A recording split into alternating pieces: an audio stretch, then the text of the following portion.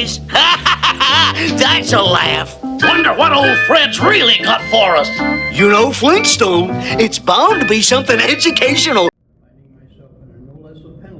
Finding myself under no less a penalty. That of having. My body severed in twain. My body severed in twain.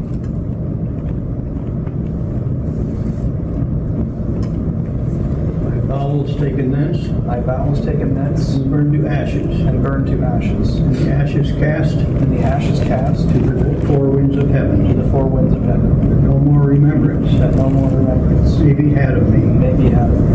Among men and masons forever. Among men and masons forever.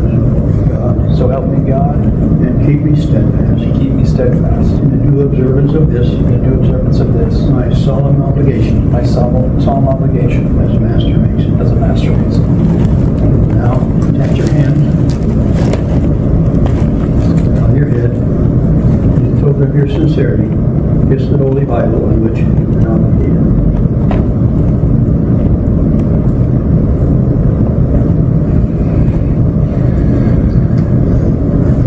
The Flintstones was an animated sitcom that would be notable only for being the first cartoon of its kind targeted at a primetime audience, if not for the fact that it also existed as a recruitment advertisement for the world's largest secret society.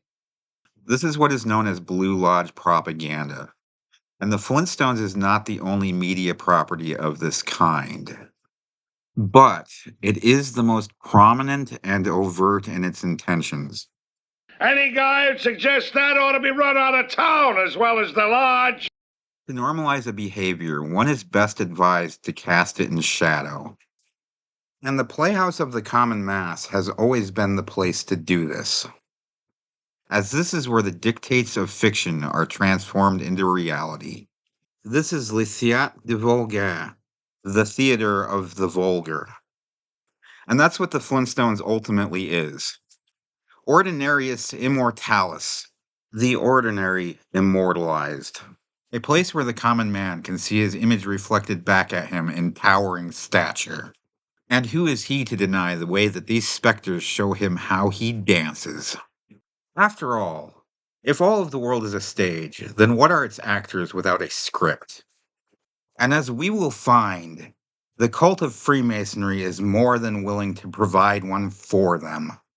And thus we begin with one of the boldest admissions in recent memory of the existence of the Lodge. Flintstones, meet the Flintstones, they're the Masonic family. The first thing of note is that these amusements almost immediately declare contempt for the audience in attendance. The working class is thus symbolically informed that they are primitives, cultural cavemen in a societal structure that is unraveling towards obsolescence. And it is not the only contemporary cultural milestone to do so either. The Simpsons, which is another show that has famously acknowledged the influence of Freemasonry, and exists as a sort of spiritual successor to the Flintstones itself, is named as such because its subjects are thought of as simpletons. And this isn't speculation on my part either. It's from the direct admission of the series' creator. These sort of naming conventions exist because this material has been prepared for the Vulgate, which means that it was created to relate to and entertain the common people. And these sort of literalist titlings are abundant in this type of media. For example, the town of Bedrock is at first glance named after the foundation of the social order. After all, the common workers are, of course, the bedrock of any society, as they make up the foot of the hierarchical pyramid that is drawn upon our money. And the true triumph of this most unnatural form of society is, of course, the socialization of sexual resources. If the lust of your subjects is satiated, then they will be much less willing to rise against you. Therefore, a common wife for every loyal cattle hand, so that their obedience may live on in genetic perpetuity. The point being that it's bedrock, as in they're doing it. You get it? Like they're having sex, like it's bedrock, like the bed is rocking. You get it. You get it. A relevant piece of trivia is that this is the first television show that ever depicted a man and a woman sharing a bed together. So, yes, I do believe that I'm not reading too much into this, and this metaphor is actually what they intended. Allegorical wordplay is only one of the ways that media franchises like these tend to communicate, as Freemasonry teaches a system of expression that is based on iconography as well. And this design philosophy can be seen reflected in this show's visual composition. To understand what I mean by this, let's compare the character design of Mr. Flintstone and his neighbor Barney Rubble. The first thing that stands out here is that Fred is about twice the size of Barney.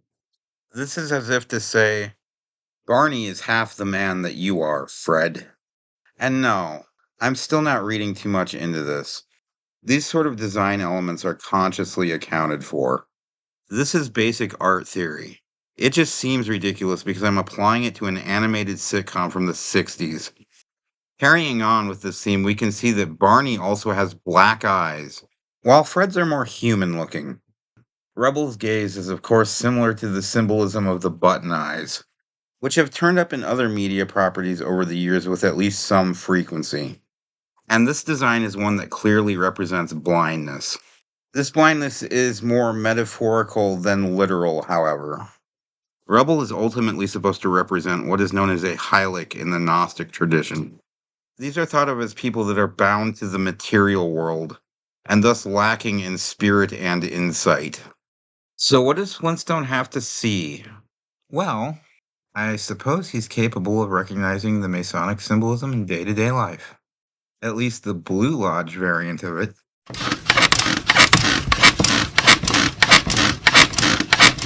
Whereas I would imagine most of it goes right over the head of Barney Rubble. Which is why his last name was chosen as such. See, Barney Rubble really is half the man that Flintstone is. He's made of rubble. Whereas Flintstone is a Flintstone that can be used to create a divine spark.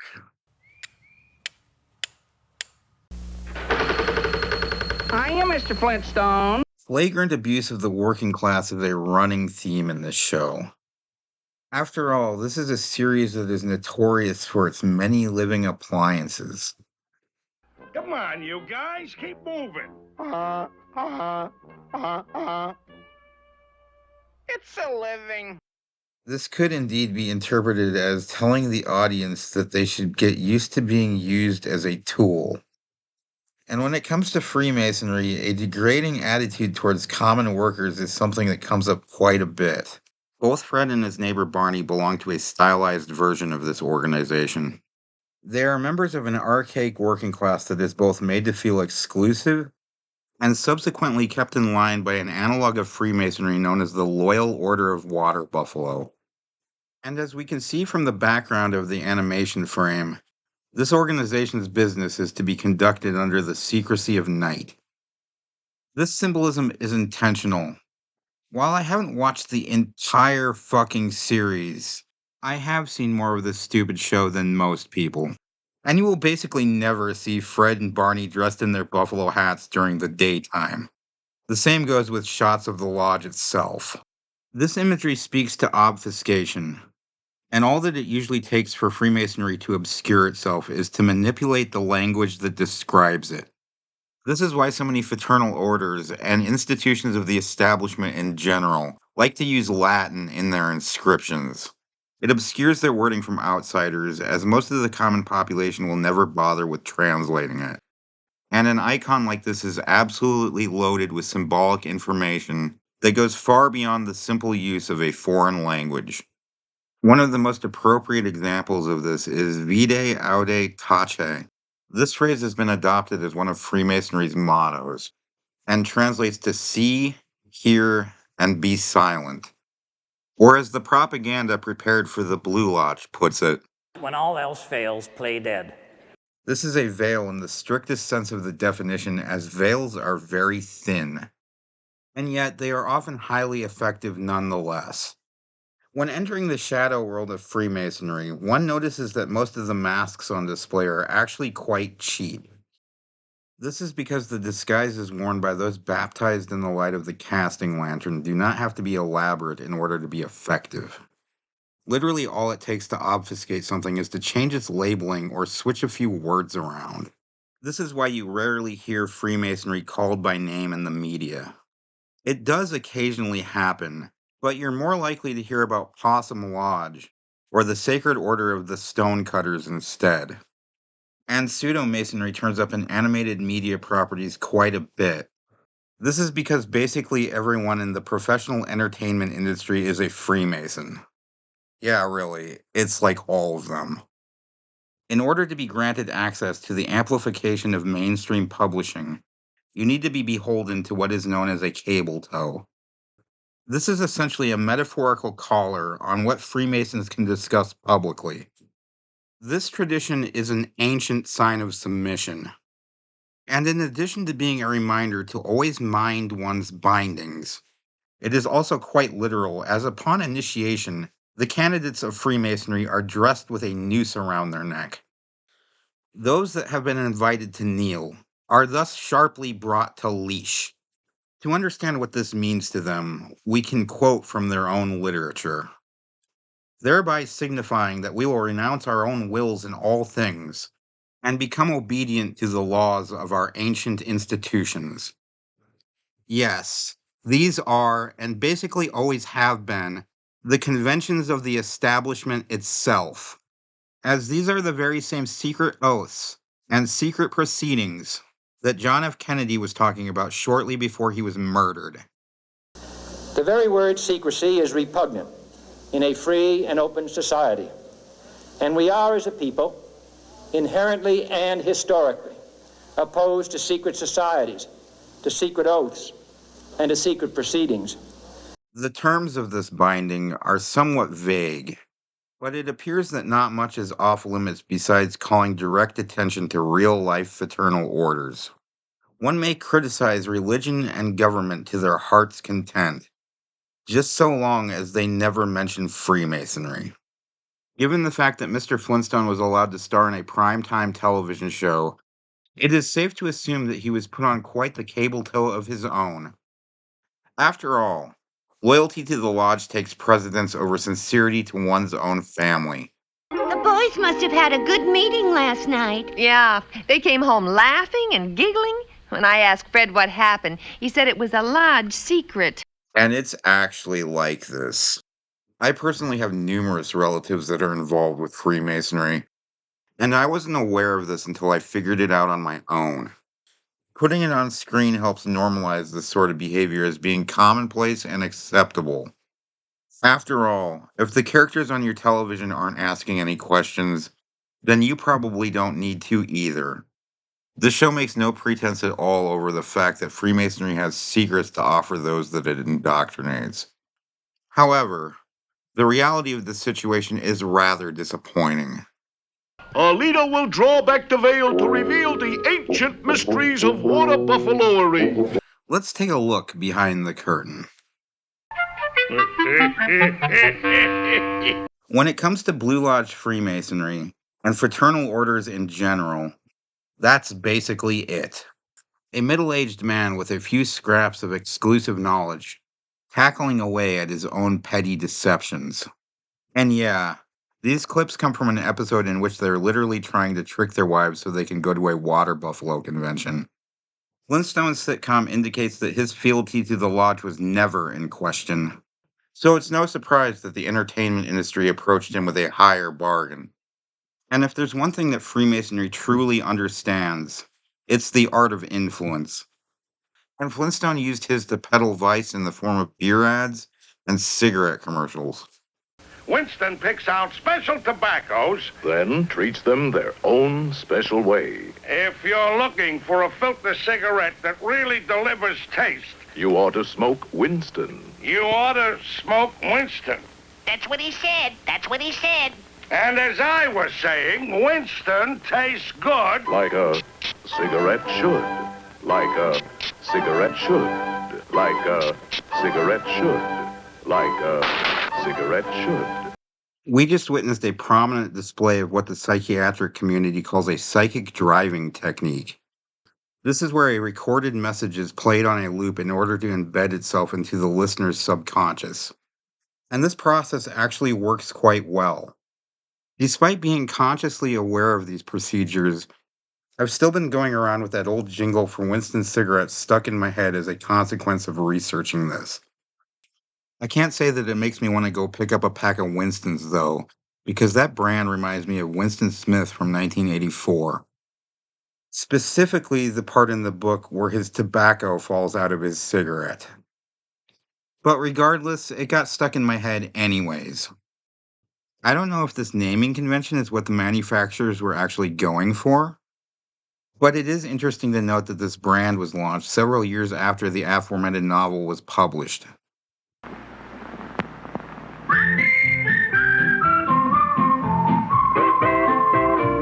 Winston tastes good like a cigarette should. Winston tastes good like a cigarette should. Winston gives you real flavorful, rich tobacco flavor. Winston's easy drawing too. The filter lets the flavor through. Winston tastes good like a cigarette should.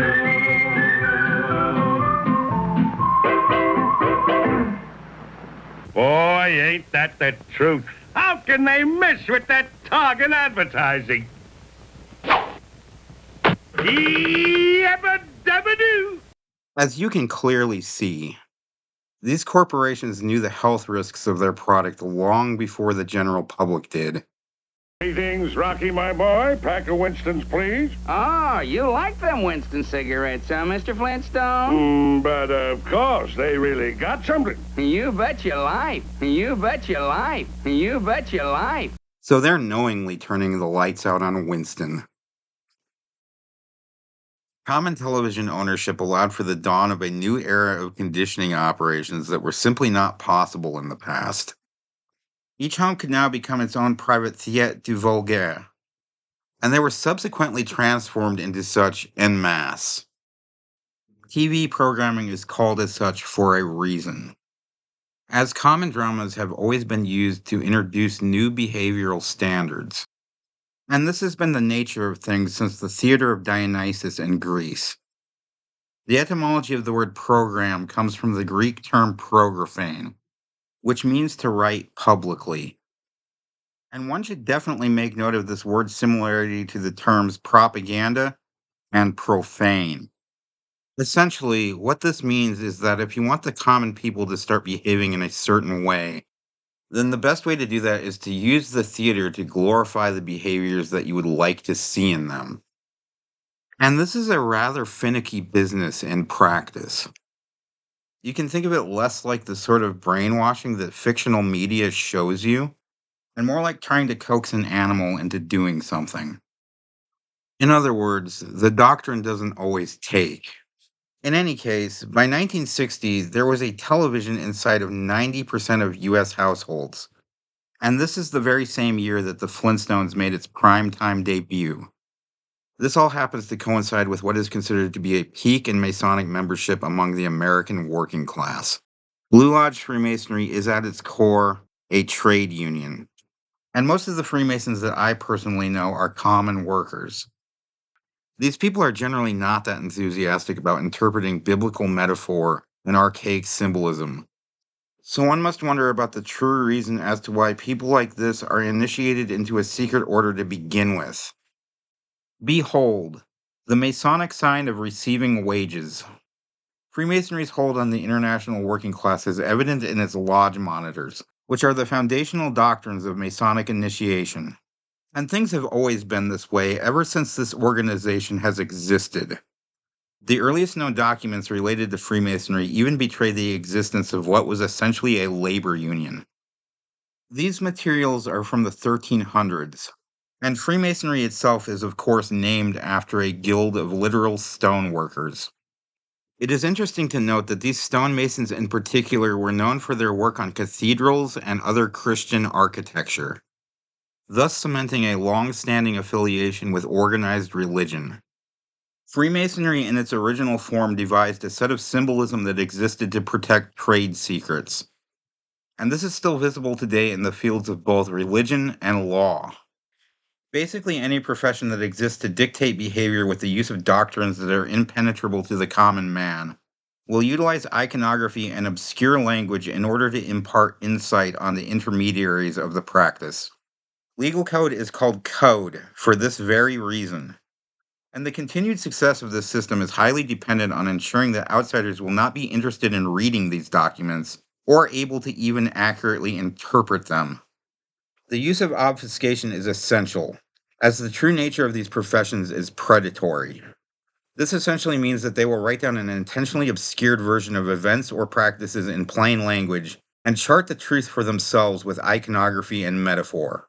This hold on both the working class and the establishment that governs them is truly ancient in origin, as it predates the existence of Freemasonry by countless years, and its basic structure still stands to this day. This system is held together by petty intimidation and what basically amounts to ancient psychological conditioning. Intentionally applied behavioral modification is certainly nothing new, and the group uniformity enforced by such is the very business of fraternal hazing. Less than 100 years ago, these organizations were even using electroshock on their initiates as if they were lab rats. You can find evidence for this in old lodge supply catalogs, and man, these things are fucking strange. Here we can see what is supposedly an electrified cage, wherein the initiate is hung from the ceiling and instructed to chirp like a bird. And if they dare complain about this, then they are to be given what the catalog calls a dose of electric tonic. Variations of this, of course, include the classic dog show stunt, wherein the initiates are to sit in dog houses and bark until the electrified mat below them gives them a surprise jolt. Yeah, I don't know what to fucking make of this. Don't look at me, man. This is fucking ridiculous. Other psychological tortures included fake dental extractions and phony skin branding. This last one is interesting because I've also seen it mentioned in university hazing procedures as well. To be clear, these are essentially pranks, if you really want to call them that. But the initiate probably would not have known this at the time. I suppose if you endure enough of this stuff, you get the sense that the lodge isn't actually going to hurt you. But it's still pretty fucked up nonetheless. To be fair, I must note that most of these traditions are not part of the primary Masonic initiation process and have since been more or less retired anyways. The company that used to sell this sort of material now specializes exclusively in band uniforms. I guess they just don't condition them quite like they used to. Unfortunately, one of the darkest initiation rites does seem to still exist, and that is of the mock execution. This is one of the most psychologically intimidating things that you can do to someone. And I don't know how far up the Masonic ladder you need to climb to have this done to you, but news reports imply that this sort of thing was still happening as recently as 2004. Yes, one of these rituals went wrong and gained media attention because they accidentally shot the motherfucker. And in true Masonic fashion, there was no real legal consequences for anyone involved. And these aren't frat kids in college that are behaving this way either. They're grown men, some in their old age. So this seems to be an appropriate time to point out that people like this are usually your community leaders. And if that's the case, then we may have to rethink the entire way that our society is structured. Back in its time, the Flintstones found a way to normalize the existence of these hazing procedures, while simultaneously using them as a way to discourage the curiosity of the wives of Freemasons when it came to the affairs of the lodge. This was done in an iconic episode in which Betty and Wilma sneak into a water buffalo meeting, only to find themselves at the mercy of its initiation process. Do you still want to know what they do at lodge meetings? A very peculiar coincidence is that a frame of this episode bears a striking resemblance to an infamous photo that was taken at the Abu Ghraib detention center in Iraq. This is interesting because the treatment of these detainees could be considered a form of hazing in and of itself. And while it was admittedly much more brutal in some ways, the only true difference is that one is applied to the enemies of the status quo instead of those that it chooses to indoctrinate. Prisoners in Iraq were even subject to mock executions, But unfortunately for them, succession up the Masonic ladder did not await after these trials were completed. The three of you line up. But, sir, we're not... Quiet! Initiates must be silent. All right, forward march! Hey! Hey! To become full-time water buffaloes, you men must prove you possess the right qualities. First, water buffaloes must have tender hearts. Ouch! Ow! Ouch! Oof! Ow! Oh! Wow! Ooh. Ouch! Ow! Oof! Yow! Okay, Pumbaa. I'd say they're tender enough now.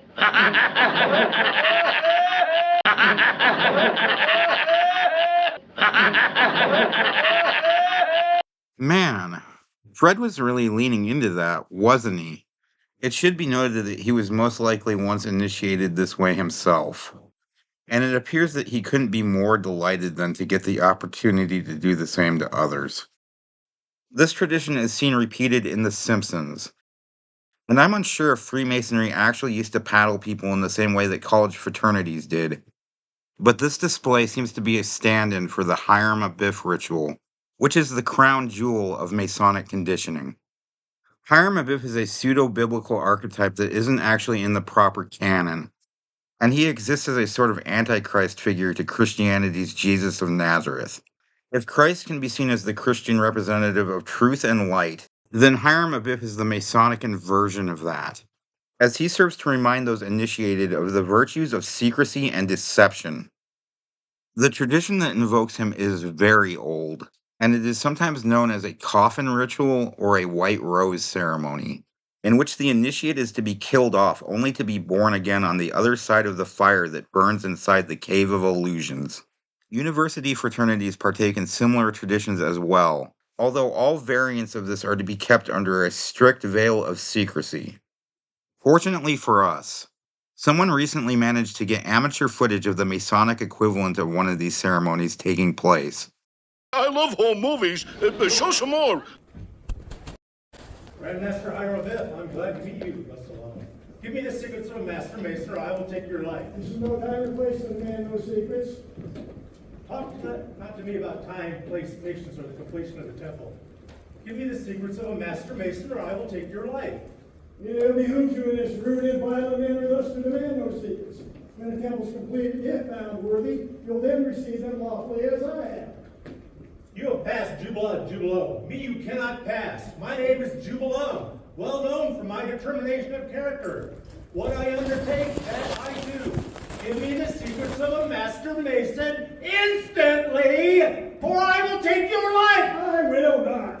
What? Still persist? Then die.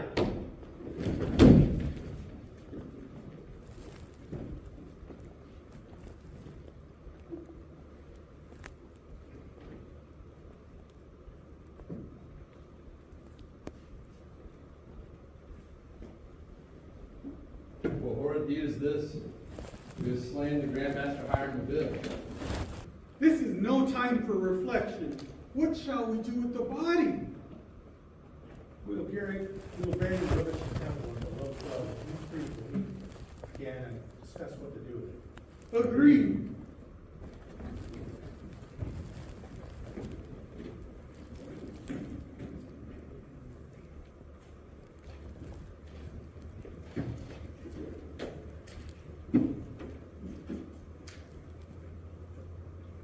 The strange rite that we just witnessed serves as a secret pathway to both career advancement and a hidden system of symbolic reasoning that is only made available to a select few. And completing this ritual is a prerequisite for entering everything from politics and entertainment to certain aspects of menial labor. It serves as a strange act of religious devotion that is expected of those that intend to enter areas of employment that are supposed to remain secular, such as law. But as their own literature admits, it is ultimately an act of mock worship and therefore as godless as the professions that require its completion claim to be. Furthermore, This right only exists as a singular component in an entire series of bizarre rituals, many of which have never been properly recorded. I want to take a moment to express my appreciation for the person that documented this.